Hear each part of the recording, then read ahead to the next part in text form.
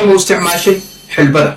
haddii aadan hore u isticmaalin waxaa halkaa ku weeday nafaqo aad u badan oo jirkaaga u baahnay, waayo xulbada waxaa aad ugu badan amaba ku jira borotiinka. sidoo kale waxay qani ku tahay fitaminada sida vitamin B6, vitamin B9.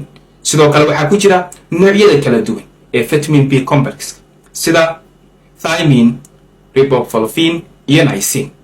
sidoo kale xulbada waxay qani ku tahay macdanta sida ironta, magnesiumka, calciumta, magnesium, phosphorus. guud ahaantooda waxay muhiim u yihiin caafimaadka jirkaaga, oo haddii midkood jirkaaga laga waayo waxaa laga yaabaa inay xaaladaada caafimaad ay halis gasho.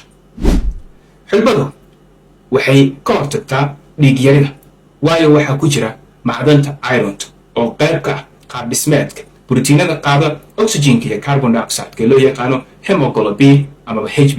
sidoo kale xulbadu waxay aad ugu wanaagsan tahay hooyada nuujiso. cilmo baarisyo badan la sameeyey ayaa waxaa loo xaqiijiyey in ay kordhiso caanaha naaska. sidoo kale xulbadu waxay xoojisaa shaqada maskaxda, waayo waxaa aad ku jira amaba aad ugu badan xaddi badan oo vitamin B complexka oo ka qayb qaata shaqada iyo samaysanka fariimsidayaasha neerfaha sida serotonin iyo gamma aminobutyric acid. sidoo kale xulbadu waxay u wanaagsan tahay dheefshiidka, waxay qofka siinaysaa energy badan amaba tamar badan. sidoo kale xulbadu waxay sare u qaadaa shaqada difaaca jirka, waxay kobcisaa hanaanka garashada iyo fahamka, waayo waxaa aad ugu badan amaba ku jira zingaha oo qayb ka ah amaba ka qayb qaata arrimahaas.